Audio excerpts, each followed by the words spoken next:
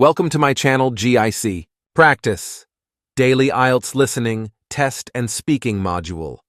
Don't forget to subscribe my channel. Listen to the conversation between two students, John and Carol. They have a list of the names of authors whose books have been given to the library. They have to classify the authors as writers of cookery, sports or travel books. First, you have some time to look at questions 1 to 8 on the table.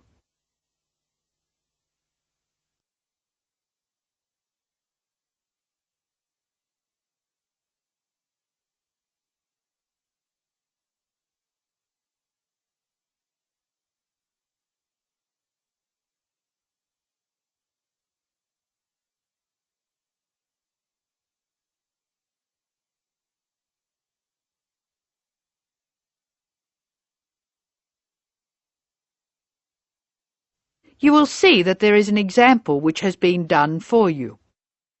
The conversation relating to this will be played first. This is a great collection of books, isn't it? Very impressive. Who gave them to us? Apparently the donor was a book reviewer. There are a lot of books about sport. Here's one, My Life in Cricket. Well, that's certainly sports. Who's the author? Peter Adams. He also wrote Journeys Through Spain. Did he?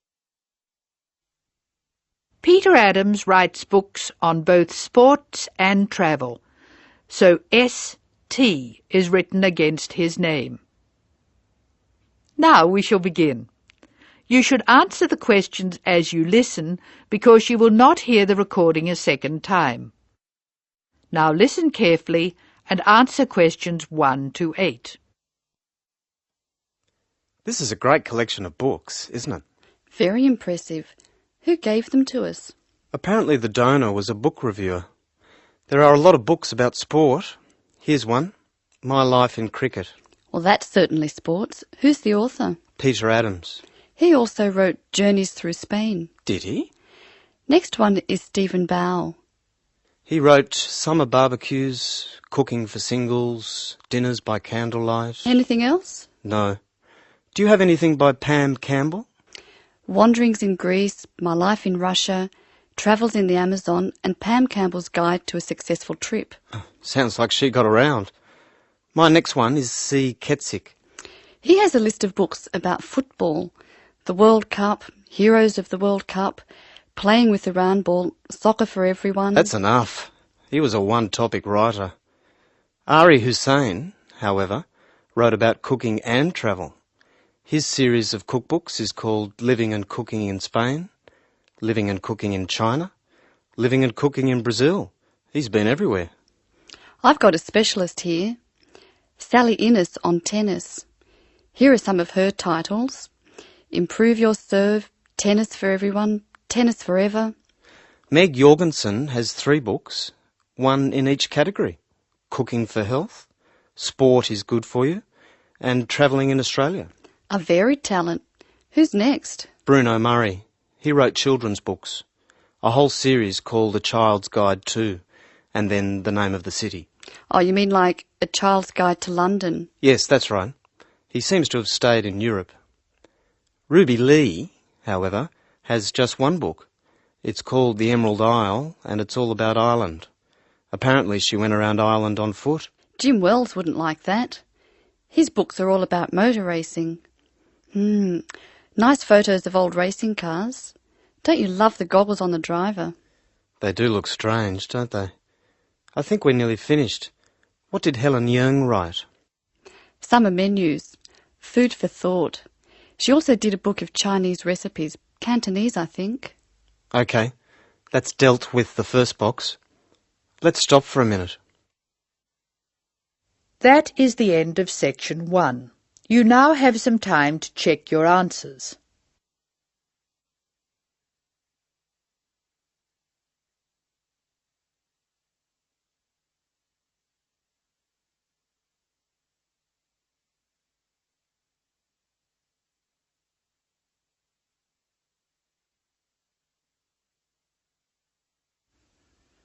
Now turn to section 2.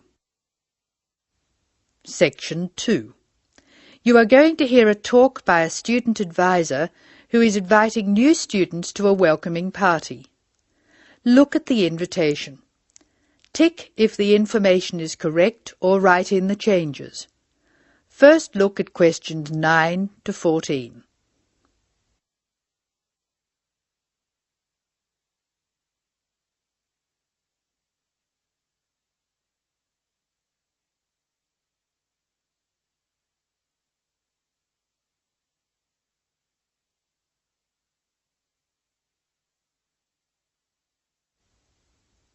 As you listen to the first part of the talk, answer questions 9 to 14.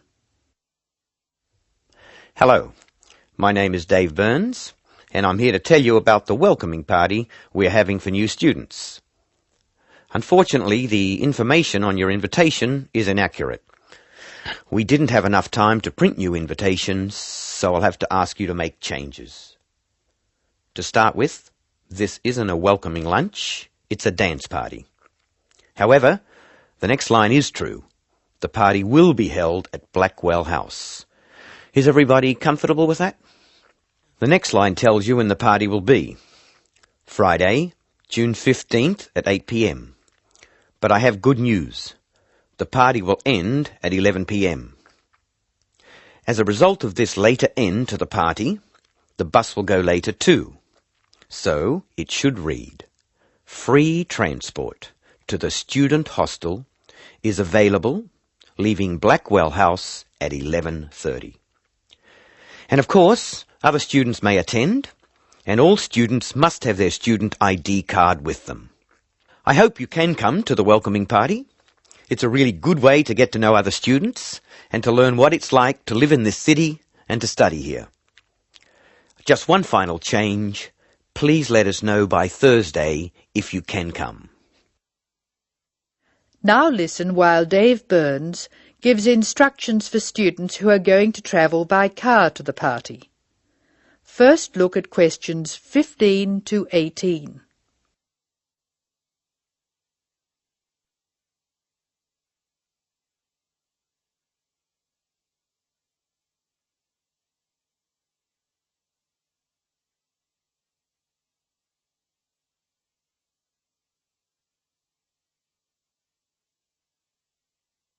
Write no more than 3 words for each answer. Some of you may prefer to travel by car, but I have to warn you about some changes to the roads. You will find there is a lot of new road work on Smith Street. The work will not finish for a long time, so we can be sure that Smith Street will be a problem. If you are coming from the city, you will be able to travel easily until you get to Blackwell Street, just near the college. As you know, Blackwell Street is very long. You should avoid the corner of Blackwell Street and Jones Avenue, because they are laying telephone cable. However, you can take a detour and avoid Blackwell Street altogether. The best thing to do is to pass the roundabout and take the first road on your left, which is Brown Crescent. Brown Crescent will lead you into the college grounds, so that's easy. I hope everyone has a great time. Bring your friends, and we'll see you on Friday. Oh, one final reminder. It's best to use the side door. The front door may be locked at 7, so come to the side. See you on Friday. That is the end of section 2. You will now have some time to check your answers.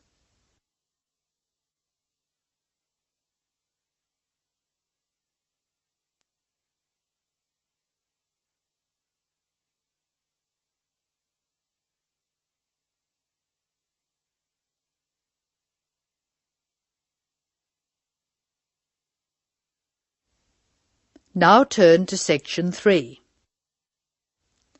Section 3. In this section you will hear a discussion between 2 students who have to describe a lawn sprinkler for part of their general science course. A lawn sprinkler is a machine designed to water gardens and lawns. In the first part of the discussion, the students are talking about the different parts of the sprinkler. First, look at questions 19 to 23. Note the example that has been done for you.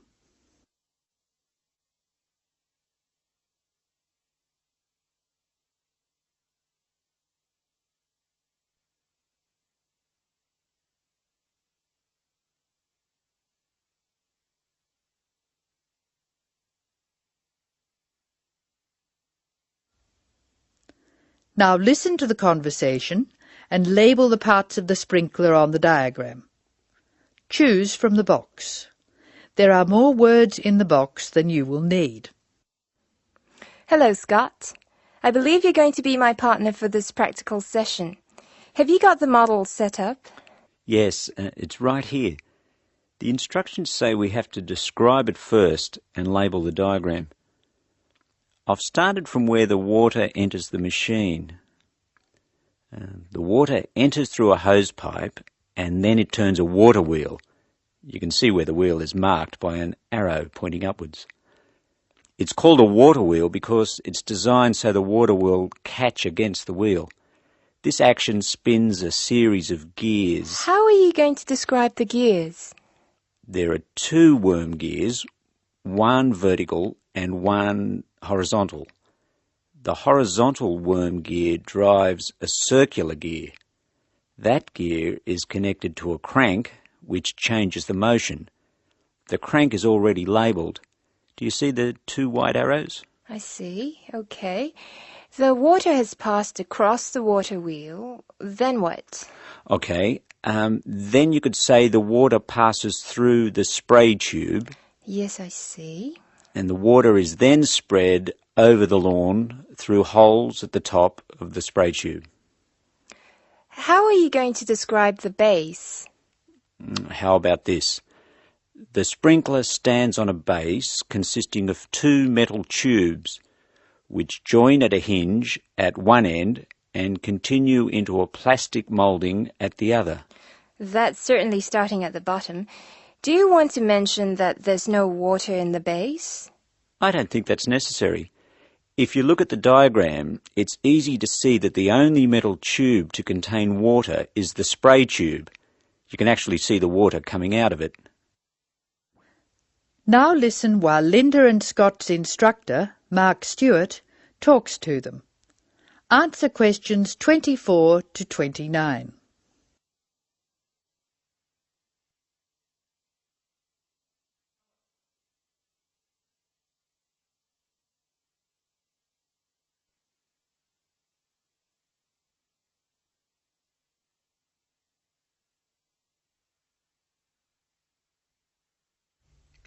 Hello, Scott, Linda.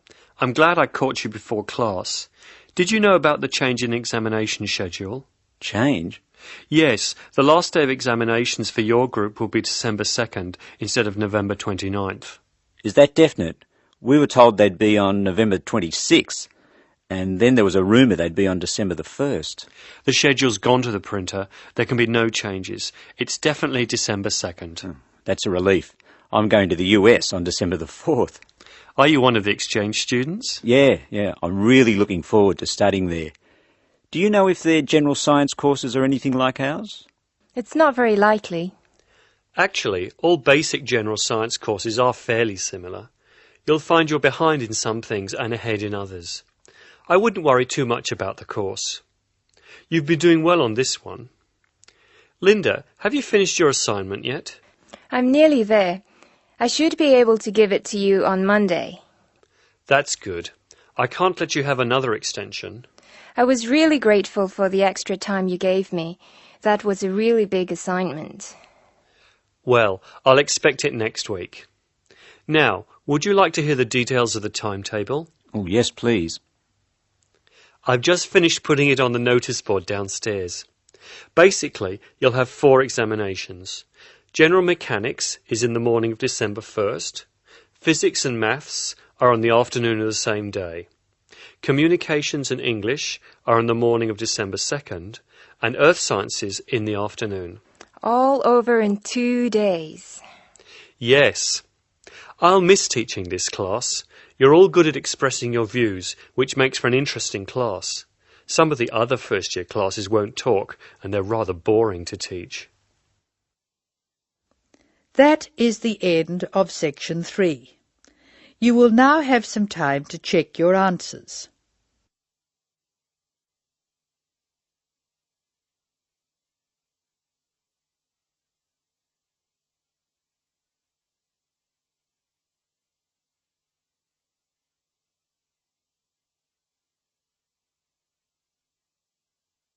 Now turn to Section 4. Section 4. You will hear an extract from a talk about student health, and specifically about ways to avoid headaches. Listen to what the speaker says and complete the summary. First, look at questions 30 to 40.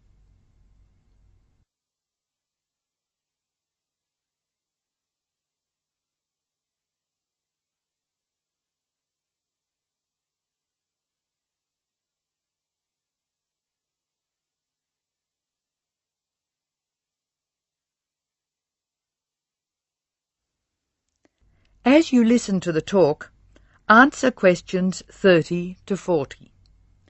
Complete the summary. Use words from the box. There are more words in the box than you need. Some words may be used more than once. Hello, welcome to the Student Orientation Programme.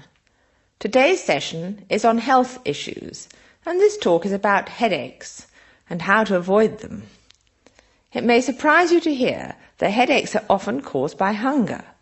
In fact, one study suggested that 70% of headaches are related to hunger, which makes it the principal cause.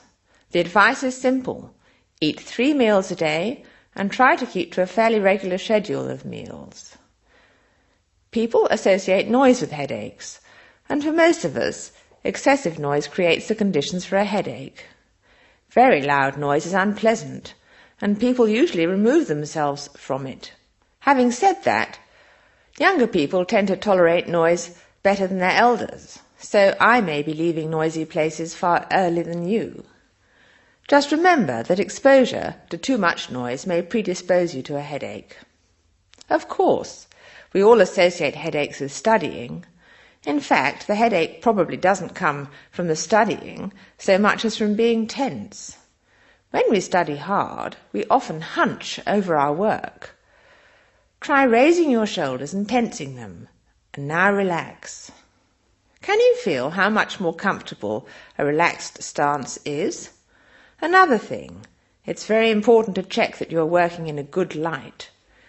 It will not actually hurt your eyes to work in a bad light, but it will make you tired very quickly and is very likely to give you a headache. What's more, if you have the book flat on a desk in front of you, it'll be harder to read, and you'll have to hold your head at an odd angle. It is wise to have a book rest, which raises the material you are reading 45 degrees to the desk. This will help reduce your chance of a headache. Try to relax before bed, so that you will be relaxed when you try to sleep. A soak in a hot bath may be helpful. It's also important to really sleep when you go to bed. A good mattress is a wise investment for people who want to avoid headaches. This talk seems to keep coming back to tension. Tension may cause you to chew too forcefully, clench your jaw, or grind your teeth, and this in turn may lead to headaches.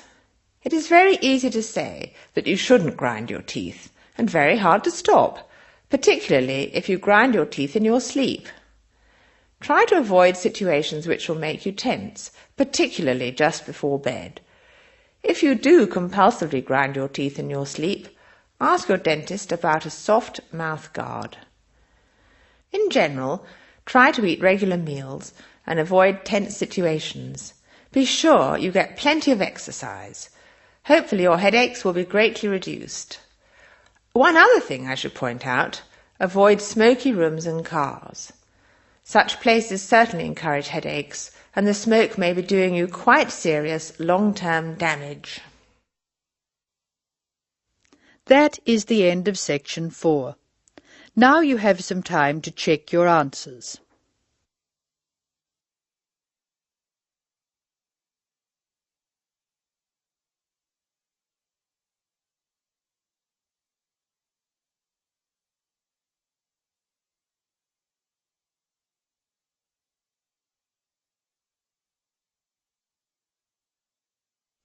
That is the end of test 4.